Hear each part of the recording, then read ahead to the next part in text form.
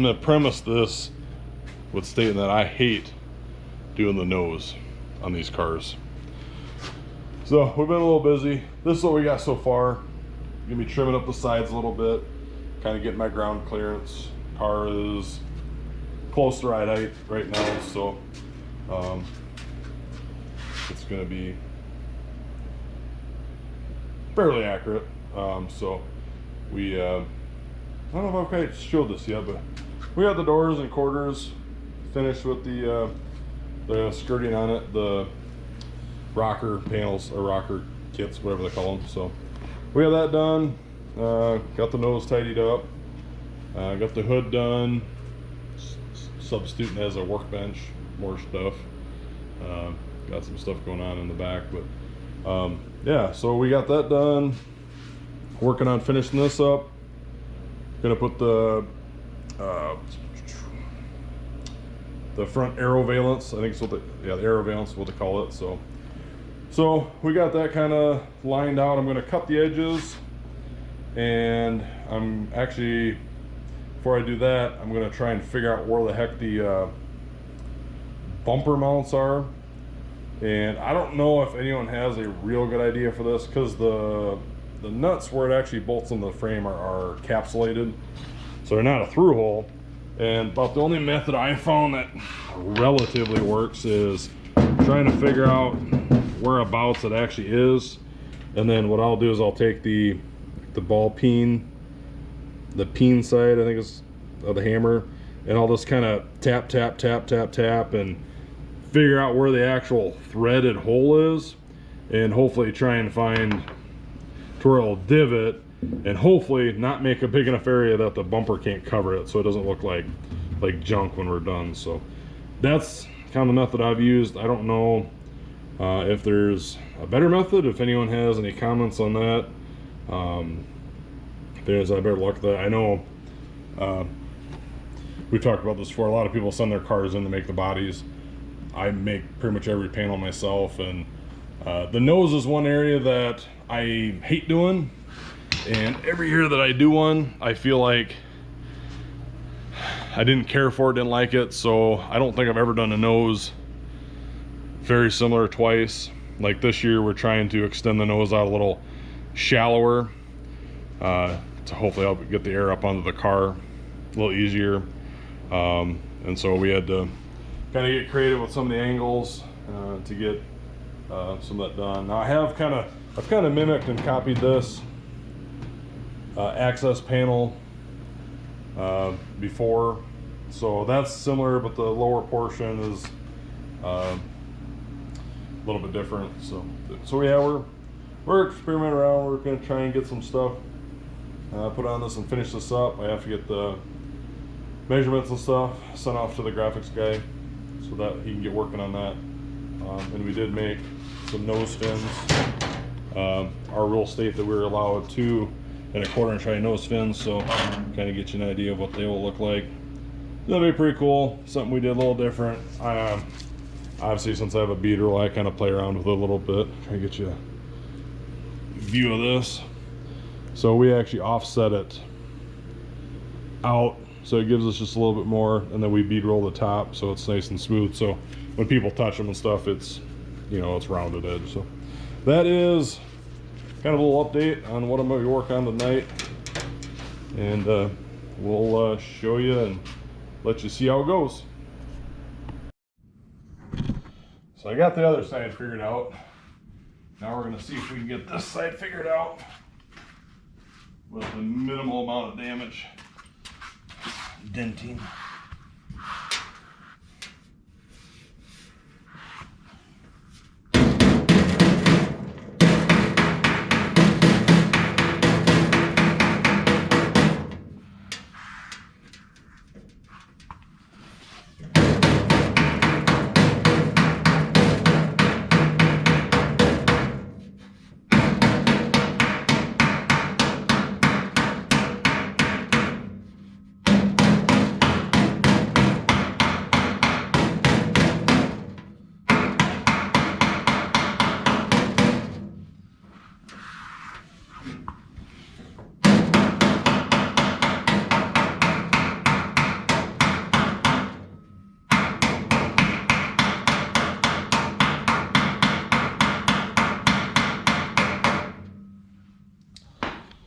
So as you can kind of see,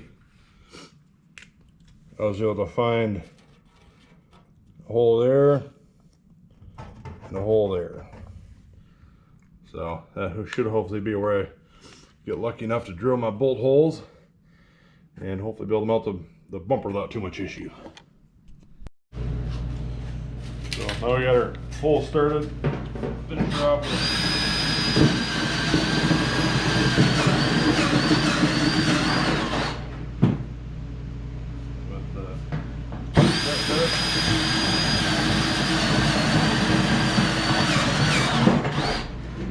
you gotta be careful, this baby is sharp and it will cut holes.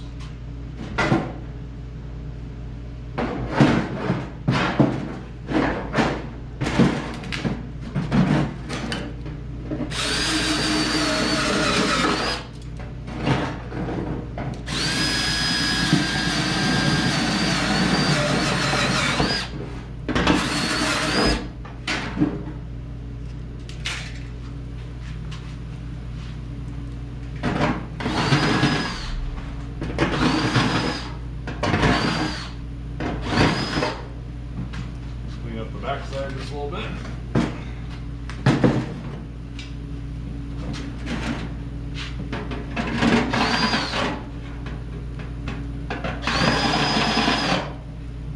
So it's nice and smooth. And it is important to note too, something that I think is helpful to have. So when you cut like up against like a side, you'll notice there are usually, show you here, different kinds of shears, and typically companies will color code them. So these are Channel Lock brand, both of them, the green and the red, and I think they make a yellow. So like mine, typically the yellow is a straight cut. The red, if you notice the orientation of the jaws, see how the top one, as I'm holding it upright, is on the right side. If you pick this one up, same thing, hold it upright, your thumb up, the top jaw is on the left side. So where that comes in handy is I was just cutting this side, and when you're up alongside of it, you want that, you know, as tight as you can be, so you're able to get the top jaw to the right. Well, when you come over here, the top jaw kind of gets in the way and you can't get close enough. So that's where you switch over to like your left hand. I think they're actually called left hand. I don't know if it's purposely left-handed for left-handed people, or if it's, I think it's more or less to do with the direction you're turning. So, and by that, and actually I think I already screwed that up. I think these are actually considered right hand. It used to be stamped somewhere. I don't see it, but these are, I believe, yeah, cuts left. So, and I think that's for, you know, as you're making left hand cuts, it's easier to cut, where this, with the green ones, cut that way. And I think now that I've seen it, yeah, cuts, man, that thing don't zoom in real, cuts right. So just a helpful little tip that I just thought I'd share.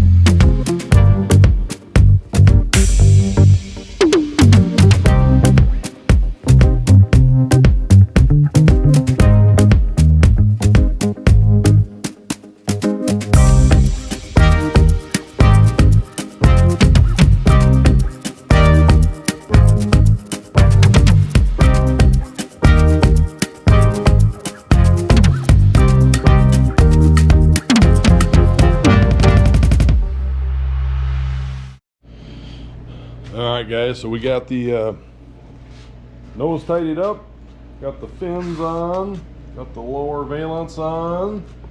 It's looking pretty sharp in my eyes. I know I'm biased, but so the fins are black, not necessarily out of choice, but we ran out of aluminum, big enough sheets, so we scrounged every year. If I have anything kind of left over, I tuck it away in a corner. So we got some extra pieces left over. I still got a couple down here, and I think I got one bigger sheet laying over there against the wall there. And we got scraps laying all over. It was kind of a disaster. It's kind of why I haven't been recording much of this, because obviously we got quite a bit done since last time. So we got all the measurements. We'll have those sent off to Josh down at Artworks, and he's gonna get our graphics all designed up, cleaned off the decking a little bit. Still got the roof to clean off. I got some old parts, like old panels up here. As far as the next step, I think we are waiting on our carburetor to finish up any motor work. Not a big deal. I think we have everything up there. Chuck at CFM, he does a lot of the carb tuning for me. He's rebuilt my carb a few times, so we got that up there. As soon as he gets time, I know he's big into boats and snowmobiles and four-wheelers and all that good stuff. So as soon as Chuck gets those back to me, we'll get that mounted, and then we can finish doing like the hood scoop and the cutout for the hood. We have some other things to tidy up. We're waiting to get our shocks back, and then we will go on to scaling. Got a fan coming, so we'll be able to get the radiator in there. That's sitting here kind of waiting. We have the spacer already mounted on, pulleys on. Cockpit pretty much is done. I know we need to bleed brakes and stuff yet, so we're getting there. It's a work in progress. We have gotten a lot done. Considering this was basically, I don't know, 200 feet of round tubing about month and a half ago. So we've come a long ways to get where we are. Cockpit brush done. Oh, I gotta thank Riley for this. He's setting up a car for the first time, and he was asking about shifters, and we've had a little bit of an issue with high gear popping out at times. And I told him, if you get new shifters, you need to get one with a lock on it for high gear. Just, I think because some of the transmissions get a little worn out, and they still function, it's just that the mechanism that holds it into gear sometimes gets worn out. So he was kind enough to, when he ordered his shifter set, he bought me one. And actually I traded him some parts for it, so it all worked out in the same. I have not installed these yet. They're a little bit tricky to get to, and I haven't quite found the motivation to get me or Adam into the car to do that yet. So we got that to install yet. That's kind of cool. Thank you, Riley. I appreciate that. So we got that doing, and I know I keep walking around. I can't sit still. So we got that put in yet. That'll be kind of cool. We still have this nifty tool to use for bleeding the brakes. I thank Jeff again for this. So we'll get that baby out, get it working, and get the brakes bled, and get the rest of the air out of the system, and tidy a few things up. Hopefully get the wrap design back soon, and get that set up to be installed, and finish up a few things with the motor, and excuse me, hopefully get this baby on scale soon. We do have an appointment to help get the setup dialed in, so that'll be nice to have some expert assistance on that. Not that we don't quite know what we're doing, but there's probably little things that we need to make sure that we're taking care of and setting correctly. So with that, I think I'm going to end this video. I don't think I'm going to add anything else to this. Probably take a little break until we get some of the other stuff, the major components back. So we'll be taking a few days off, and we'll be back to get some more content here for you guys. I appreciate, I don't have a lot of viewers and a lot of subscribers, but I appreciate each and every one of you for watching my videos and taking time to comment, whether it be through YouTube itself or Facebook or just seeing me on the street. I appreciate that. That means a lot. So we'll get back to her. Again, thanks everyone, and we'll keep you up to date.